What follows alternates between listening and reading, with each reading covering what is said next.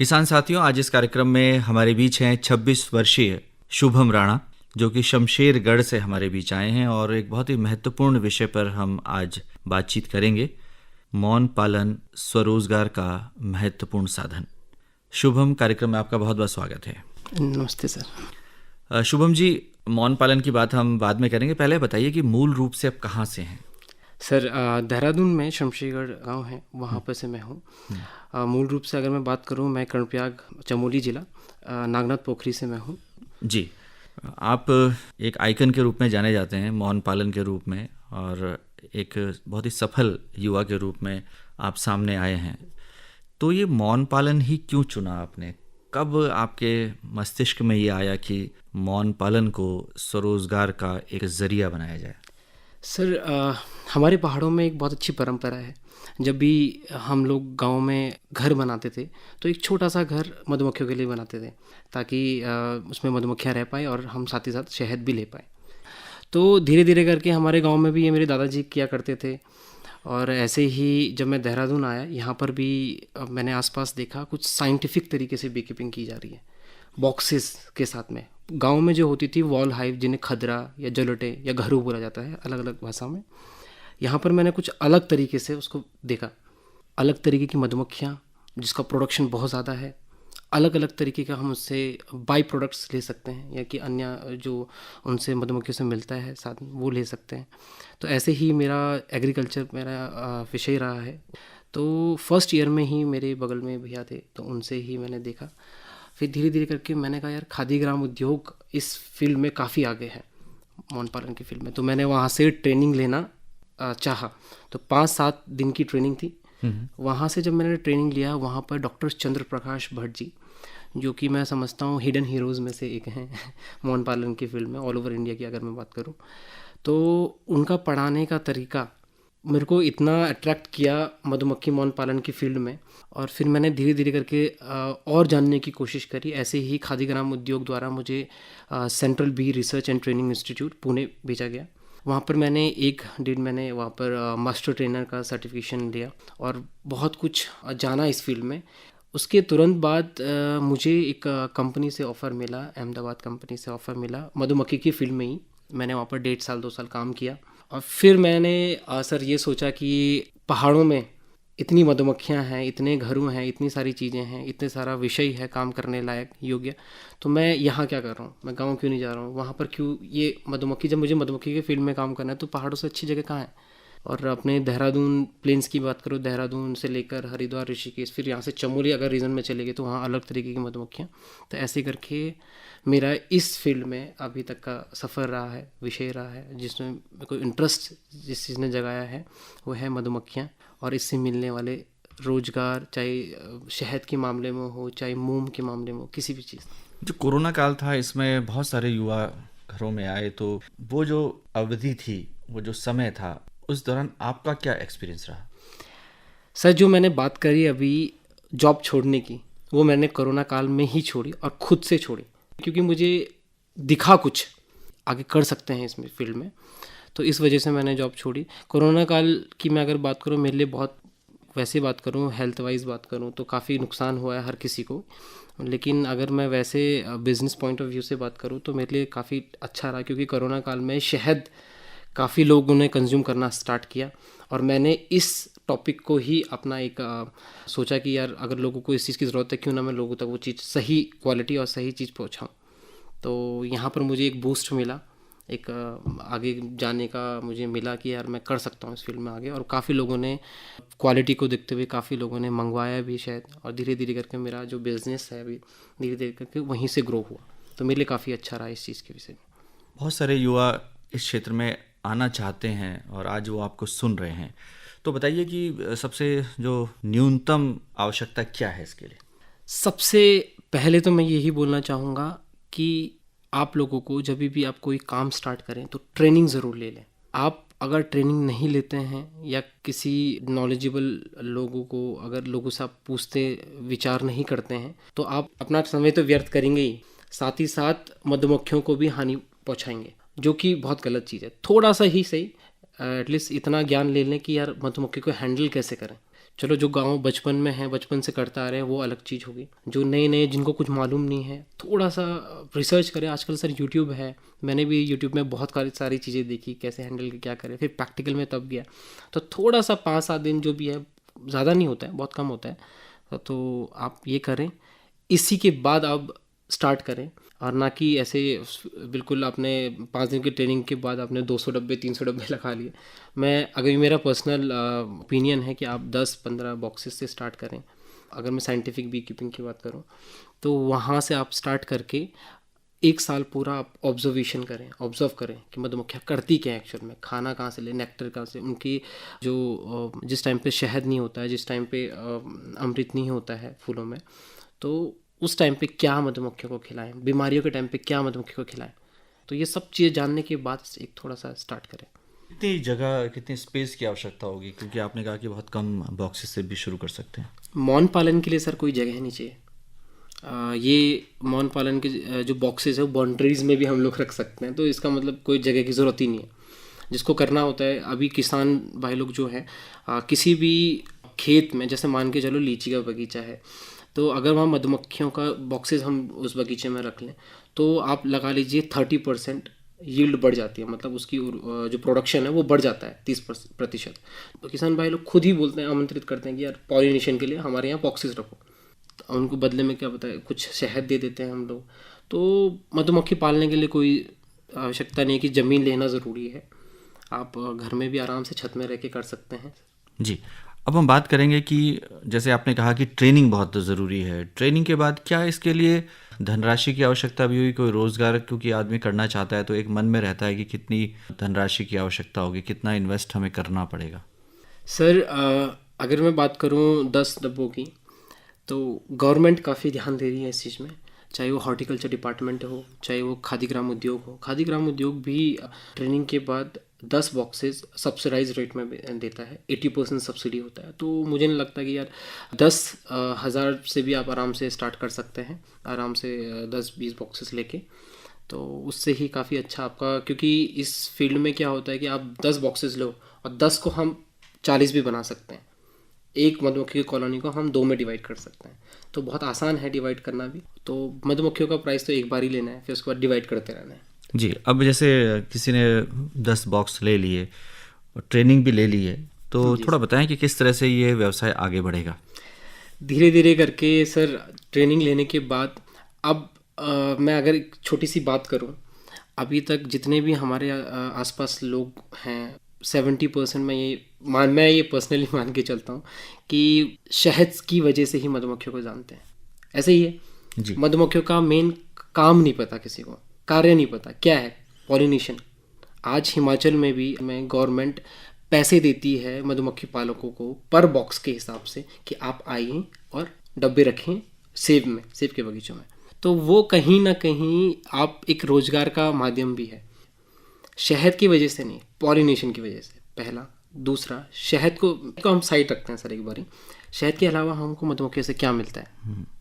शहद के अलावा हमको मधुमक्खियों से मोम मिलता है। आज पहाड़ों वैक्स में, जिसे हम कहते हैं। हाँ, जिसे हम बीज वैक्स बोलते हैं। पहाड़ों में हम लोग मोम, शहद निकालने के बाद उस मोम को फेंक देते हैं या गोबर के साथ मिक्स कर देते हैं। हम उसको फेंकने की बजाय उसका इस्तेमाल कर सकते हैं। कैसे? लिप बाम बनाने में, फुट क्रीम बनाने में। यानी कि मोम भी अगर आप इकट्ठा करके उसको बनाएं, वो भी अच्छे दाम पे बिकता है। हाँ, जबकि वो एक बाय प्रोडक्ट है, लेकिन बाई प्रोडक्ट है, बिकता है। इसके अलावा अगर आप साइंटिफिक बी कीपिंग की तरफ जाते हैं, तो आप प्रोपोलिश मधुमक्खियाँ इकट्ठा करती है, रेजिन जैसे जो पेड़ से निकलता है, गोंद जैसा, गम जैसा सफ़ेद कलर का, उससे और वैक्स और सलाइवा से मिक्स करके प्रोपोलिश बनाती है, जो कि एंटी बैक्टीरियल होता है। मधुमक्खियाँ उसे अपने डब्बों में क्रैक्स भरने के लिए इस्तेमाल करती है। प्रोपोलिश हम निकालते हैं, जो कि 4,000 रुपये किलो के हिसाब से बिकता है। बी वैनम हो गया, मधुमक्खी का जहर हो गया, वो भी वैनम एक्सट्रैक्टर के थ्रू निकाला जाता है। 5वां रॉयल जेली हो गया, रॉयल जेली शाही भोजन, तो रॉयल जेली भी हम कलेक्ट कर सकते हैं। काफ़ी पोषक होगा वो। काफ़ी पोषक, मतलब ये आपका लाइफ स्पैन बढ़ाता है। आप सीधा समझिए, आपके जो फेस पे झुर्रियाँ जो होती है उसको कम करता है। तो कितनी बड़ी चीज़ है निकालना। इसके अलावा बी पॉलन एक ऐसी चीज़ है, आपने कभी फूलों में जिनको फूलों में पीला पीला दिखा होगा ऊपर से, पॉलिनेशन जिनके थ्रू होता है, हाँ, पॉलन परागकण। ग्रेन्स जिन्हें पॉलन ग्रेन्स बोलते हैं, परागकण। हाँ परागण बोलते हैं जिन्हें, तो वो मधुमक्खियाँ इकट्ठा करती है। उन्हें भी इकट्ठा किया जा सकता है पॉलन ट्रैप के थ्रू। मैं साइंटिफिक बी कीपिंग की बात कर रहा हूँ सर। जी। तो पॉलन भी 2000 रुपये किलो से ज़्यादा बिकता है। आप लगा लीजिए, शहद तो मैं अंतिम बोल रहा हूँ, उससे पहले ये सारी चीज़ें जो हम मधुमक्खियों से हम निकाल सकते हैं, और ये सारी चीज़ें मधुमक्खियों से कहीं ज़्यादा महंगी हैं। तो आप देखिए, स्कोप बहुत है। आपको टॉपिक चुनना है कि कौन से टॉपिक में मुझे जाना है, मुझे पॉलन में जाना है या मुझे रॉयल जेली में जाना है या मुझे सब में जाना है, जो भी है, जी। उस हिसाब से काम कर सकते आमतौर पर जो शहद निकाला जाता है उसके लिए हम देखते हैं कि आग लगा दी जाती है ना, जो एक सामान्य नागरिक देखता है। तो आप क्या कहेंगे कि वो कोई साइंटिफिक तरीका तो नहीं है? Correct sir. शहद निकालने के लिए जो आदिवासी लोग होते हैं, काफ़ी लोग आग लगा देते हैं, छत्ता काट देते हैं। लेकिन सबसे पहले हमें समझना होगा कि आग छत्तों पे लगाते हैं या आग धुएं के लिए लगाते हैं। पहली बात, धुएं के लिए लगाते हैं। सब लोग, काफ़ी लोग देखते होंगे, लोग भी देखते होंगे, धुआं मधुमक्खियों को किया जाता है। वो क्यों किया जाता है, उसका कारण समझिए। मधुमक्खियों को भगाने के लिए धुआं किया जाता है या किसी और चीज़ के लिए?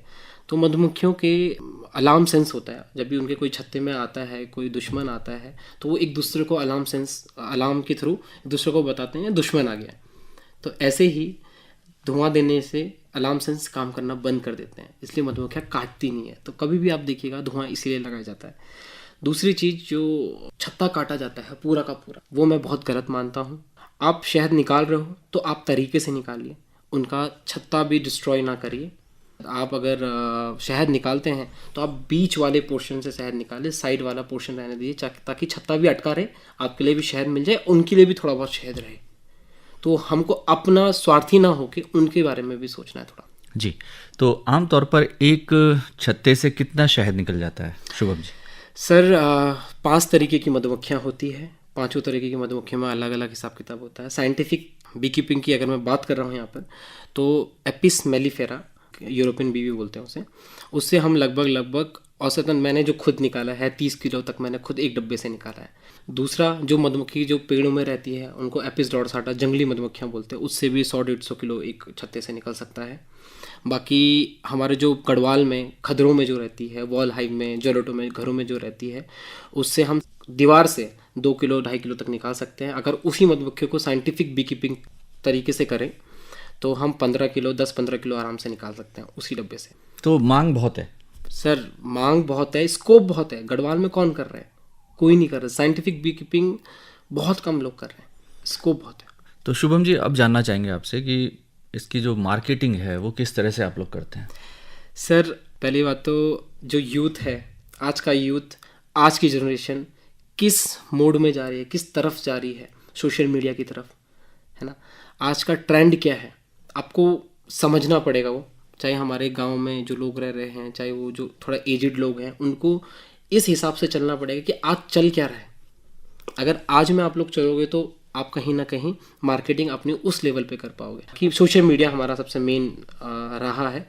दूसरा, क्वालिटी, माउथ मार्केटिंग क्वालिटी पे डिपेंड करती है। अगर आपकी क्वालिटी शहद की सही है तो आपके कस्टमर बढ़ते जाएंगे खुद ब खुद।